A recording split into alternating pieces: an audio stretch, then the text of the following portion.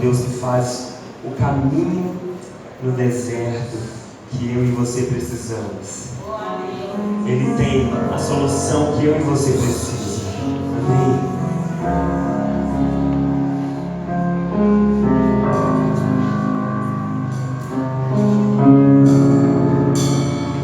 Estás aqui, movendo entre nós, te adorarei, te adorarei. Estás aqui, transformando nossas vidas, te adorarei, te adorarei. Estás aqui, operando milagres, te adorarei, te adorarei. Estás aqui, transformando nossas vidas,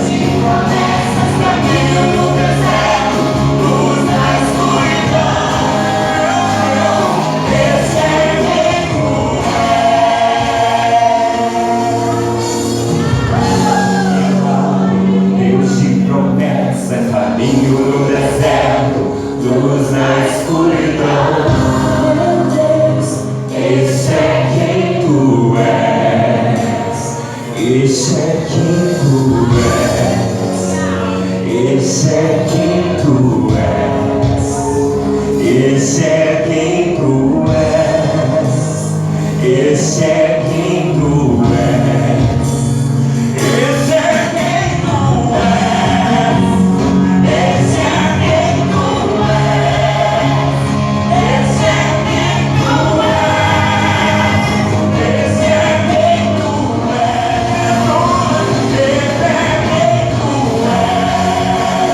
Esse é quem tu és. Esse é quem tu és. Esse é quem tu és.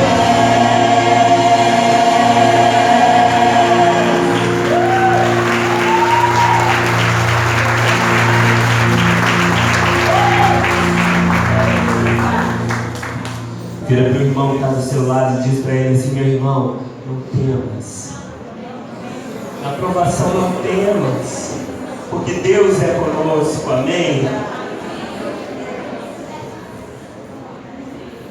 Não temas,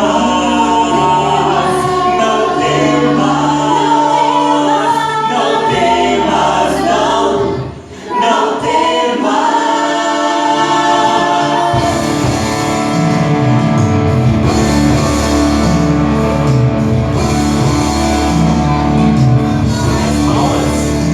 Agindo eu, quem impedirá? Agindo eu, quem impedirá? Agindo eu, quem impedirá? Agindo eu, quem impedirá?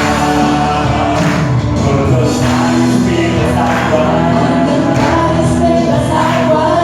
não te afogará.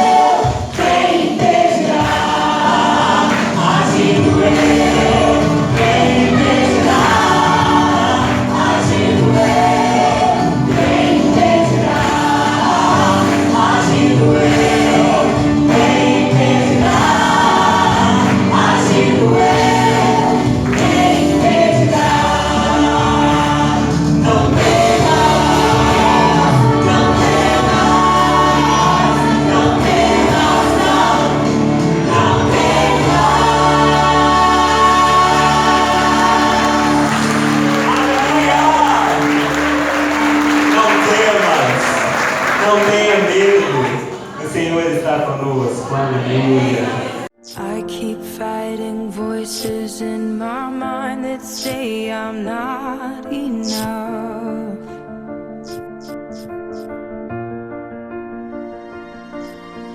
You'll have every failure, God. You'll have every victory.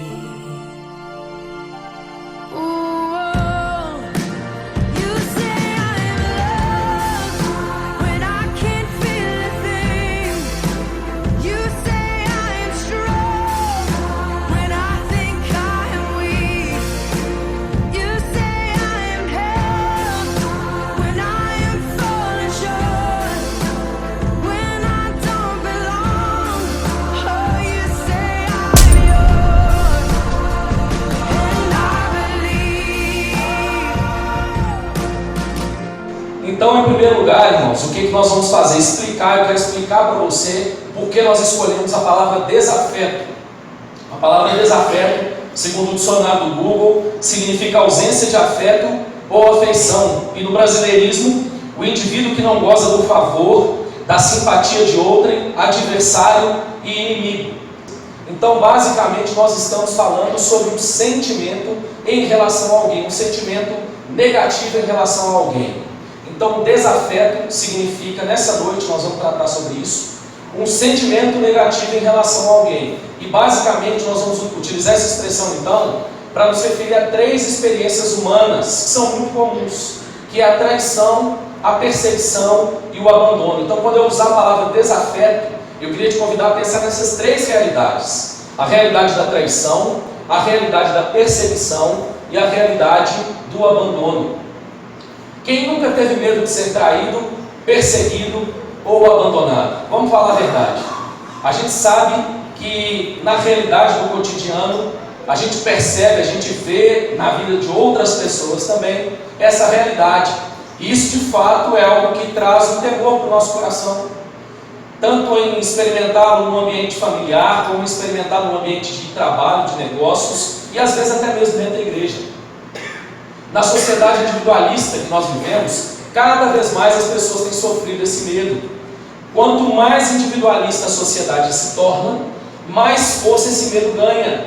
Porque as pessoas sabem que o individualismo tende a levar as pessoas a praticarem atitudes que vão redundar nesse sentimento em nós, de traição, de abandono e de perseguição. O adultério, por exemplo, é uma realidade cada vez mais comum. Nós estamos vivendo isso na nossa cultura. Uma pesquisa apresentada pelo jornal O Globo apontou que 70% dos homens e 56% das mulheres no Brasil disseram já ter traído seus parceiros alguma vez. Te assustou esse percentual? Muito alto, né? Espero que entre nós, irmãos, a realidade seja muito diferente. Essa é a realidade da nossa cultura. O sentimento de ter sido traído está aí. Claro que nós não estamos falando só da traição conjugal, mas era um exemplo disso. Os conflitos são uma experiência muito comum também no ambiente de trabalho. Quem nunca viveu no seu ambiente de trabalho um conflito, um mal-estar com alguém? Há uma outra pesquisa que nós vamos apresentar agora, que ela demonstra que essa realidade é cada vez mais comum nesse ambiente. E eu vou com a minha colinha aqui para eu conseguir ler. Essa pesquisa mostrou, por exemplo, que o abuso verbal foi apontado por cerca de 13% das pessoas como uma experiência que elas tiveram no mês anterior. 13% das pessoas disseram que logo no mês anterior tiveram alguma experiência no seu local de trabalho de abuso verbal. Sabe aquele negócio do chefe? Você viu a imagem anterior aí, né? A imagem do chefe gritando, de repente te tratando de uma maneira desumana. Infelizmente, o abandono e a solidão também são uma realidade. Olha que assustador. Esse promotor dizendo: vivemos uma epidemia social de abandono paterno. Olha esse número: 5,5 milhões de crianças no Brasil que não têm o registro do pai. É um número assustador. Uma realidade assustadora. A realidade do abandono. Mas essa realidade não é experimentada só por um grupo de pessoas. Ela atinge desde as crianças até mesmo os idosos. Olha só que interessante.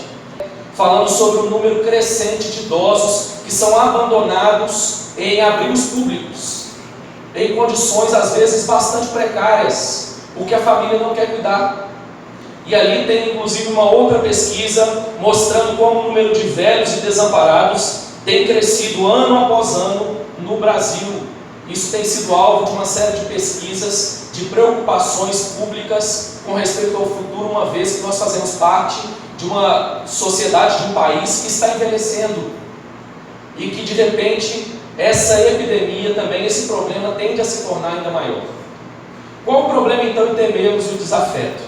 Até agora, pastor, você só me deu um motivo para dizer que isso aí é ruim mesmo. Qual é o problema em temer isso então? Eu quero te apresentar 3 problemas. O primeiro deles é retrair. O que significa esse retrair? Afastar-se do convívio com o outrem, isolar-se, recolher-se. O que isso significa? Que o desafeto tende a nos fazer recolher, retrair. E às vezes, por exemplo, dentro da igreja, você deixa de exercitar o ministério que Deus te deu, de exercitar um dom que Deus te deu, por causa do receio do conflito com alguém. Ah, pastor, eu quero criar confusão, não quero experimentar esse tipo de situação, então eu vou ficar na minha. É um dos primeiros resultados do desafeto. Segundo, revidar, vingar, ofensa ou agressão física ou moral, com outra maior, mais violenta, responder, corresponder. O revide, o problema do revide é que geralmente o revide suscita mais revide, e nós entramos num ciclo sem fim. Não sei se você já viu isso na cultura, infelizmente, do tráfico de drogas dentro do nosso país, às vezes dentro de uma favela, em que por causa da disputa de território, de espaço, alguém vai lá e mata o cidadão de uma família. Aí um dos familiares tomadores, o que ele faz? Vai lá e mata o cidadão. Aí alguém da família desse outro cidadão que morreu, o segundo a morrer, faz o quê? Vai lá e mata alguém da família do outro. E quando é que isso termina? Nunca. Aliás, isso era comum, inclusive, antigamente. No contexto de roça, nós tínhamos isso também. Quando havia uma agressão desse porte, geralmente a família revidava, famílias ficavam inimigas, e esse ciclo sem fim destruía famílias, roubava a paz das pessoas. E em terceiro lugar, tem a ver com isso que eu acabei de falar no final: remoer, tornar-se preocupado, afligir-se, amofinar-se. Olha que interessante. O que isso significa? É que o desafeto, ele tende a fazer com que você durma com quem você menos quer conviver, com que você leve para as férias a pessoa com quem você menos gostaria de ter tempo, que é o seu desafeto. Você se torna alguém preocupado, afligido, que vai remoendo esse assunto, que vai revivendo essa experiência. Pastor, então, como nós vencemos o medo do desafeto? Qual é a resposta de Deus para nós, a solução de Deus para nós em relação a esse problema? Eu quero compartilhar com você nessa noite o exemplo de Davi. Olha que interessante. Davi viveu nos capítulos 15 e 16 de 2 Samuel mais uma experiência na sua vida muito semelhante aos 3 quadros que nós acabamos de citar: traição, perseguição e abandono. Davi começa sendo traído pelo próprio filho, Absalão, que está aí no texto que nós vamos ler. Olha o que diz o texto. Dizia mais Absalão: ah, quem me dera ser juiz na terra, para que viesse a mim todo homem que tivesse demanda ou questão, para que lhe fizesse justiça. Enviou Absalão emissários secretos por todas as tribos de Israel, dizendo: quando ouvirdes o som das trombetas, direis: Absalão é rei em Hebrom. O que Absalão fez foi tramar contra o próprio pai. Ele fica à porta do palácio e ele começa a falar o que as pessoas querem ouvir. Deixa eu te dar uma dica, viu? Quando alguém fala tudo o que você gostaria de ouvir, desconfie dessa pessoa. Geralmente ela está mal intencionada. Quando ela bate no seu ombro e tudo que ela tem para dizer: você é demais, você é quase Deus na terra, você é perfeito, você não tem pecado, você, o que é isso? Te admiro demais. Cuidado. A verdade, irmãos, franca, quando ela é dita com sabedoria, ela é para nós, na verdade, um presente. Absalão não. Absalão fica na porta do palácio tramando contra o pai. Mas não foi só Absalão. Davi tinha um conselheiro chamado Aitofel. Era um dos amigos mais íntimos de Davi. Não sei se você sabia, mas o conselheiro do rei era alguém que frequentava o palácio, era alguém que comia a mesa do rei, era alguém que todos os assuntos o rei ia ter com ele, discutia os assuntos com ele. Nem sempre o rei fazia o que o conselheiro dizia, mas ele tinha sempre o conselheiro como uma voz para que ele pudesse pensar um pouco mais sobre o assunto. E Davi tinha alguém assim consigo, que era Aitofel. É interessante, não está na sequência nossa aí não, mas olha o que Davi diz no Salmo 55, é o contexto, entendo eu, dessa experiência no verso 12. Eu vou ler, se você quiser, você só acompanha. Salmo 55, verso 12, ele diz o seguinte: com efeito, não é inimigo que me afronta. Se o fosse, eu suportaria. nem é o que me odeia quem se exalta contra mim, pois dele eu me esconderia. Mas és tu, homem meu igual, meu companheiro e meu íntimo amigo. Juntos andávamos, juntos nos entretínhamos, íamos com a multidão à casa de Deus. Olha que interessante, irmãos. Davi abre o coração no Salmo 55, e a queixa de Davi, a tristeza de Davi, é porque a traição partiu de alguém que era seu amigo íntimo, alguém que comia da sua mesa, alguém que partia com ele o pão. Olha o que nós vemos mais ainda sobre o exemplo de Davi. Davi sendo agora perseguido por um homem chamado Simei, diz assim o texto: atirava pedras contra Davi e contra todos os seus servos, amaldiçoando, dizia Simei: fora daqui, fora homem de sangue, homem de Belial. Simei era da família, era descendente de Saul, e ele estava entre aqueles, irmãos, que são ótimos para retrucarem, para questionarem, para se manifestarem em rede social, mas que tem dificuldade no tete a tete. Quando Davi é ungido rei, quando Davi toma o trono, quando Davi vence Golias, diante de todos esses momentos, onde estava Simei?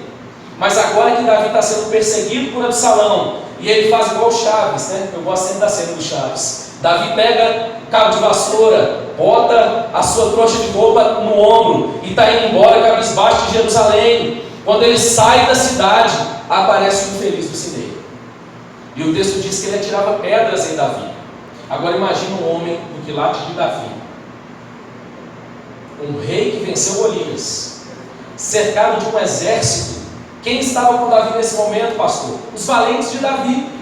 Eles estavam, inclusive um deles vira para Davi e fala assim: Davi, me dá 30 segundos, eu acabo com ele agora.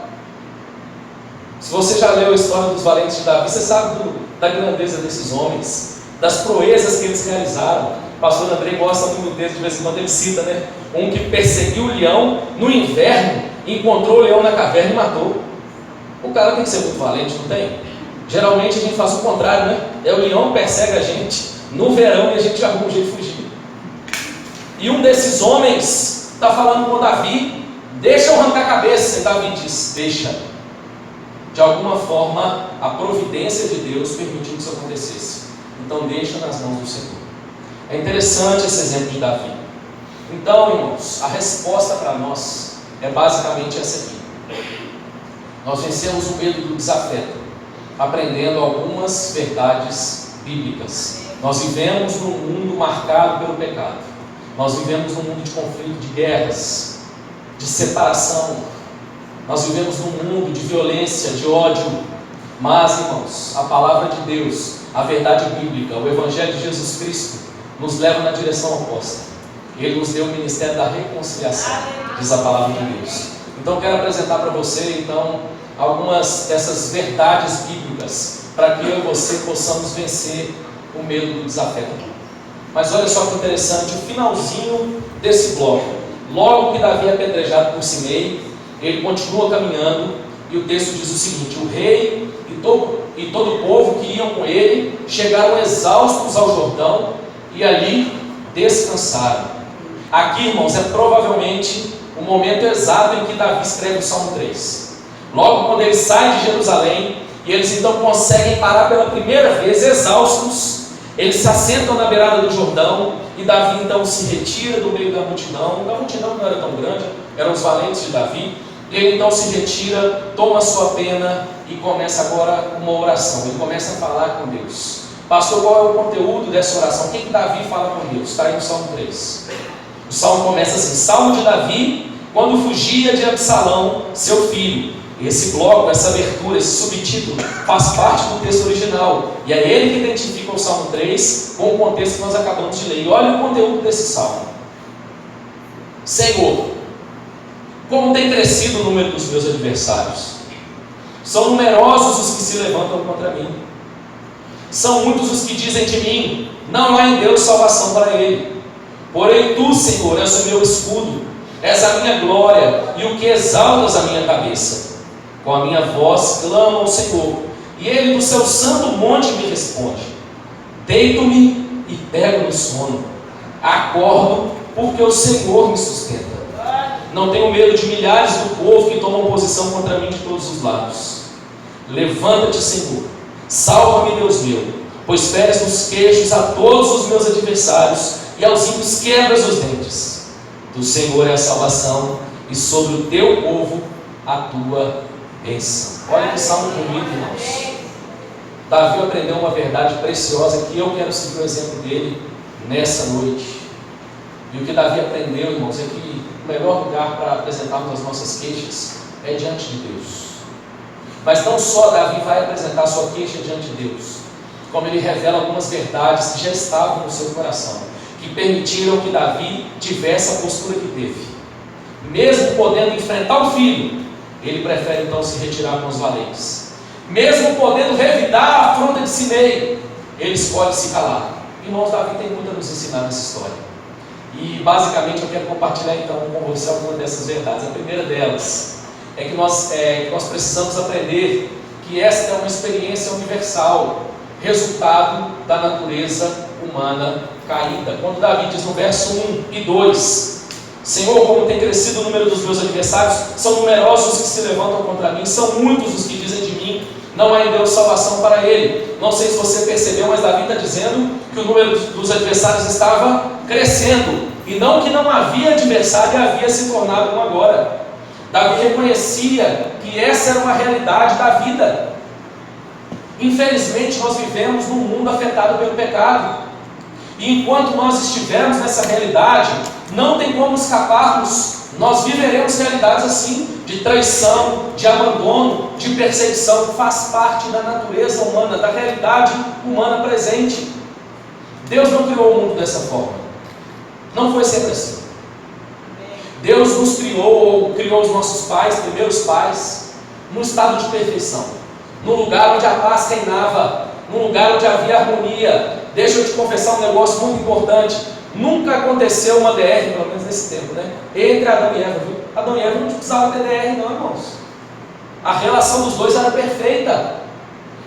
Às vezes a gente lê o texto meio correndo, a gente tem a impressão de que Adão e Eva são criados e logo no dia seguinte eles tomam do fruto e comem. Mas, irmãos, é possível que ali tenha havido um certo lapso de tempo. Eu fico imaginando que relação prazerosa aquele casal tinha no Éden. Não havia pecado. Um homem e uma mulher perfeitos, num jardim perfeito. Ah, meu irmão, quem é o filme Lagoa Azul? Perto do jardim do Éden, com Adão e Eva. Mas infelizmente os nossos primeiros pais pecaram. E o que aconteceu é que logo na sua família, a primeira experiência já foi um desafeto. Lembra do que aconteceu entre os dois filhos? Faz parte da natureza humana. Pastor, o que isso significa? Significa, meu irmão, que eu e você precisamos aprender a lidar com isso. Você quer ver como isso afeta a nossa vida de maneira negativa? Você está num lugar de trabalho e de repente quando você lida com uma palavra um pouco mais ríspida, mais dura, eu não estou dizendo que você tem que ser passivo, você não possa de repente manifestar de uma maneira educada, sábia, o contraditório, não é isso que eu estou dizendo, mas em geral o que a gente faz? A gente retrai. Vou mudar de profissão. Hoje você pode ser vítima de traição de alguém, de abandono, mas será que você nunca deixou de cuidar de alguém como deveria? Será que você sempre foi proativo em demonstrar amor por todas as pessoas? A ninguém fiqueis devendo coisa alguma, disse o apóstolo, exceto, sabe por quê, irmãos? Nós sempre seremos devedores do amor. Sempre seremos. Então, em primeiro lugar, nós precisamos aprender que essa é uma experiência universal, resultado da natureza humana caída. Quando nós olhamos para o Antigo Testamento, sabe o que Jesus, sabe o que Deus por que nos dá o Antigo Testamento como nos dá? Repleto de histórias macabras. Tem umas histórias esquisitas no Antigo Testamento, não tem? Esquarteja o corpo e espalha por Israel. Tem uns negócios assim, irmãos, no Antigo Testamento. Sabe qual é o propósito? Nos mostrar, irmãos, o tamanho do buraco no qual nós nos metemos. Esse é o buraco no qual nós nos metemos. Mas a beleza do Evangelho, irmãos, é que ela mostra um Deus que vem ao nosso encontro para transformar essa realidade. Amém? E em segundo lugar, então, olhando para a experiência de Davi, nós precisamos aprender sobre o propósito imutável de Deus para as nossas vidas. Olha o que Davi ainda diz nesse salmo, verso 3: porém tu, Senhor, és o meu escudo, és a minha glória e o que exaltas a minha cabeça. Com a minha voz clamo ao Senhor, e Ele do seu santo monte me responde. Deito-me e pego no sono, acordo porque o Senhor me sustenta. Olha que interessante, irmãos. Sabe o que Davi está dizendo aqui? Que ele aprendeu a lidar com essa realidade, não permitindo que o seu coração se amargurasse por um motivo, porque ele sabia do propósito de Deus para a sua vida. Ele sabia que havia um Deus providente que ia à frente dele realizando todas as coisas, e que até mesmo as realidades adversas, elas cumpriam um propósito. Davi sabia que Deus usa todas as coisas para a sua glória e para o benefício do seu povo. Davi sabia que não é o que as pessoas dizem a nosso respeito que nos define, mas aquilo que Deus diz a nosso respeito. E Davi consegue, irmãos, no meio do caos, dizer que ele deitava em paz e pegava no sono. Ele consegue dizer, irmãos, que no meio do caos ele acordava e continuava tocando a vida, porque o Senhor o sustentava. Meu irmão, se você é servo de Deus, se você já teve encontro com Jesus Cristo real, transformador, eu quero te dizer uma verdade: Deus tem um propósito para a sua vida. E até mesmo a perseguição, irmãos, ela trabalha a nosso favor. A Bíblia diz que todas as coisas cooperam para o bem daqueles que amam a Deus. E não é só as coisas boas não, as coisas ruins também. Deus é tão bom, irmãos, que nós recebemos o exemplo do nosso mestre, do nosso Salvador, o exemplo de alguém que foi traído, de alguém que foi perseguido, de alguém que experimentou o abandono, e ele nos mostra qual é a reação. Lembra de Jesus dizendo para Judas: olha, aquele que mete a mão comigo no prato me trairá. A culpa é sua, mas o propósito é divino. Por mais que você faça isso, a vontade de Deus na minha vida vai se cumprir. Olha que interessante, irmãos. Jesus diante de Pilatos: você não vai falar nada não? Você não sabe que eu tenho autoridade para te libertar ou para te mandar matar? Tem mesmo. Sabe por que você tem autoridade? Porque toda autoridade procede do alto. Sabe por que você vai mandar me matar? Porque Deus quer. É propósito divino. Entende, meu irmão? Aquilo que Deus tem como propósito para mim e para a sua vida, meu irmão, guarde isso. Não existe olho gordo gospel que pegue em você, viu? Não, pastor, não posso compartilhar a bênção ainda não. Eu estou com um negócio aí para compartilhar, mas se alguém ouvir ficar com inveja da minha bênção, eu vou deixar de receber. Se deixar de receber, porque não era para você ter recebido. Não estou dizendo que você não deva ser discreto. Tem coisa que a discrição, irmãos, é uma bênção. É uma bênção. Preserva você e sua família, muitas vezes. Eu tenho dificuldade com a superexposição dos nossos dias, principalmente em rede social. A gente precisa pensar no que a gente está fazendo. Não estou falando que você tem que agora expor tudo que está acontecendo com você, mas meu irmão, para com essa bobeira, viu? A Bíblia diz que sobre o povo de Deus não vale encantamento. Propósito de Deus para nós, irmãos, é o que irá se cumprir, mesmo que isso aconteça por meio da dor e do sofrimento. Às vezes Deus permite que sobre nós, sobre a nossa família, a dor bata a nossa porta, o sofrimento nos alcance, mas Ele sempre nos conduz ao seu propósito nas nossas vidas. Amém?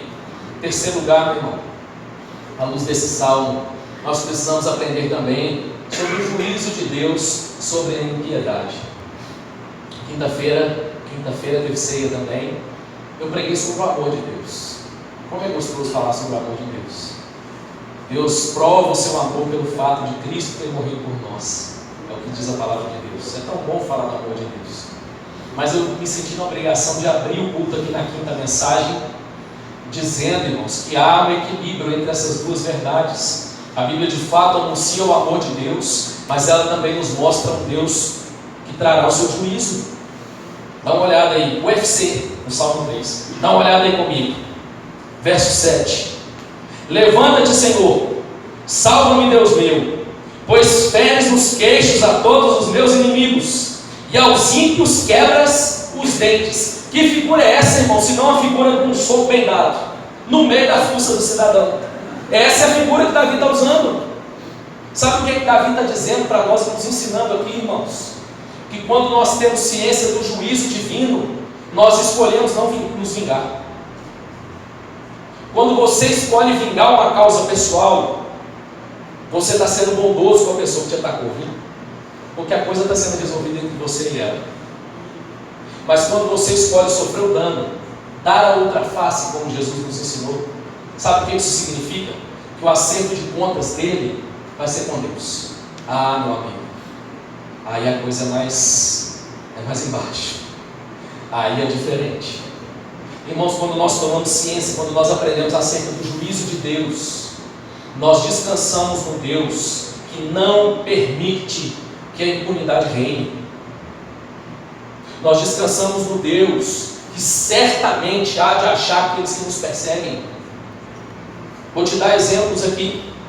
Sabe o que acontece com Absalão?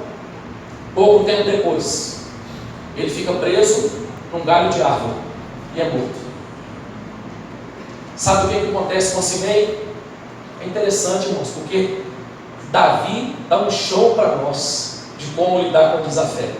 Quando Davi volta para Jerusalém, Simei vem com o rabinho entre as pernas. Ô Davi, assim, eu estava meio, num momento, assim, você sabe, se a gente fala mais do que gostaria, e eu falei que esse negócio, não, mas esquece, não é nada daquilo não, viu Davi? Eu falei da cabeça para fora, assim, da boca para fora, falei o negócio que estava na minha cabeça, mas não é isso tudo não, viu Davi? Sabe o que Davi faz? Davi é um homem sábio. Davi diz o seguinte: pois então, Simei, ninguém em Israel vai botar a mão em você. Vocês estão ouvindo aqui? Todo mundo? Ninguém gosta em Simei. Tem alguém que vai acertar com ele ainda. Se saísse da fronteira de Israel, o que ele faria com os inimigos de Davi? Ia passar a fita. Lá é assim, você entra na cidade desse jeito, por aqui é mais fraco, você vai achar Davi dormindo lá na cama dele, é assim que funciona o palácio do rei. Davi não é ingênuo, Davi não é ingênuo, mas Davi descansa no juízo de Deus, que é certo. A Bíblia diz que tudo o que o homem semear, certamente ele também ceifará. E sabe o que acontece com Simei? Nos tempos do filho de Davi, ele acha agora a minha história, a minha dívida acabou. E ele ultrapassa a fileira, ele ultrapassa a fronteira, e ali ele perde a sua vida. Chega o dia do acerto de contas. Precisamos aprender acerca do juízo de Deus sobre a impiedade. Descanse, meu irmão, quando você estiver vivendo uma realidade dessa, de traição, abandono, de perseguição. Descanse no Deus que vai à frente do seu povo. É Ele quem luta as nossas lutas. Peça a Ele essa paz de Davi, de deitar em paz e descansar a cabeça no travesseiro, sabendo que a sua causa está diante de Deus. É Ele quem luta a sua batalha. E em quarto e último lugar, Davi nos ensina nesse salmo ainda que nós precisamos aprender sobre a bênção de Deus sobre seu povo. Eu acho isso muito bonito, irmão. Sabe por quê? Quando a gente está vivendo algo desse tipo, infelizmente, a gente tende a olhar para nós e começar a perguntar: mas onde foi que eu errei? A gente tende a achar que a gente está fazendo tudo errado. A gente tende a nutrir um espírito de autocomiseração, de autopiedade, e de repente a gente traz para nós um sofrimento maior do que o que era para a gente passar. Sabe o que Davi afirma diante do desafeto? Olha o verso 8 para terminar. Do Senhor é a salvação, e sobre o teu povo a tua bênção. O que Davi está afirmando é que diante do desafeto nós precisamos nos lembrar de um Deus que é abençoador, que certamente continuará guardando e abençoando o seu povo. É bonito isso que acontece nessa história. Eu vou terminar te contando esse detalhe. Sabe o que acontece nessa história? Davi, antes de ser apedrejado por Simei, enquanto ele ainda estava na cidade, o texto bíblico vai dizer, olha o que diz o verso 17 do capítulo 15 de 2 Samuel. Tendo, pois, saído o rei com todo o povo após ele, com todo o povo aqui são os valentes de Davi, não a população de Jerusalém. Pararam aonde? Na última casa. Sabe o que está acontecendo aqui? Davi está passando pela rua, ele entra na última rua, na rua principal da cidade, e ele vem olhando de casa em casa. E ninguém sai de encontro a Davi. Ninguém vem trazer uma palavra de apoio para Davi. Lembre-se, meu irmão, foi Davi que conquistou aquela cidade, que foi Davi quem lutou a favor desse povo. Lembre-se que diversas vezes Davi esteve à frente da batalha, lutando em favor dessas famílias, mas ninguém vem de encontro a Davi. E o texto diz que quando chega na última casa ele para. Aqui, irmãos, é a figura mais ou menos como se Davi olhasse para a cidade, como que talvez pela última vez, e pensasse: puxa vida, nenhuma família. E às vezes, irmãos, nós experimentamos essa realidade. O abandono vem de quem a gente menos esperava. A traição vem daquela pessoa que a gente mais depositou confiança. A perseguição surge de onde a gente menos esperava. Mas sabe o que é o detalhe? A bênção de Deus é sobre o seu povo. Olha o verso 18. Todos os seus homens passaram ao pé dele, também toda a guarda real e todos os geteus. 600 homens que o seguiram de Gate passaram adiante do rei. Deixa eu te contar um negócio. Sabe o que está acontecendo aqui? Sabe quem fica ao lado de Davi? Os seus valentes, aqueles que ele levou para a caverna de Adulão. Esse povo ficou firme do lado de Davi. E mais 600 homens que eram, como diz o texto, de Gate. Sabe qual cidade é essa? Uma cidade dos filisteus. O que está acontecendo aqui é que 600 filisteus, ou seja, 600 homens do povo que era o principal inimigo de Israel, tinham se associado a Davi. E nesse momento eles permanecem fiéis a Davi. E mais do que isso, tem um deles que chefia esse povo. Está aí no verso 21, olha que bonito. Davi na sequência diz assim no verso 19: disse, pois, o rei Itai o geteu: por que irias também tu conosco? Davi está falando para Itai: volta e fica-te com quem vier a ser o rei, porque eres estrangeiro e desterrado de tua pátria. Chegaste ontem e já te levaria eu hoje conosco a vaguear, quando eu mesmo não sei para onde vou. Volta, pois, e faz voltar a teus irmãos contigo, os 600 gatilhos que estavam com ele, e contigo sejam misericórdia e fidelidade. Agora olha que bonito, irmãos, verso 21. Respondeu, porém, Itai ao rei: tão certo como vive o rei, e como vive o Senhor, e como vive o rei, meu Senhor, no lugar em que estiver o rei, meu Senhor, seja para a morte, seja para a vida, lá estará também o teu servo. Irmãos, no meio dos filisteus, um dos líderes desse povo se levanta e diz o seguinte para Davi: Davi, há amigos que são mais chegados do que irmãos. O seu povo pode te abandonar, mas eu vou ficar do seu lado até a morte. É bonito isso, né, irmãos? É interessante porque é uma realidade que nós vivemos. Quantas vezes a provisão que nós esperávamos não chega? Aliás, às vezes chega o contrário: traição, abandono. Mas Deus é um Deus abençoador e cuida de nós. E o que Ele faz é prover o cuidado de outras formas. Deus nos surpreende com o seu cuidado. E foi o que Ele fez com Davi. Quando você estiver experimentando o abandono, meu irmão, ou o desafeto, lembre-se, meu irmão, que a bênção de Deus é sobre o seu povo.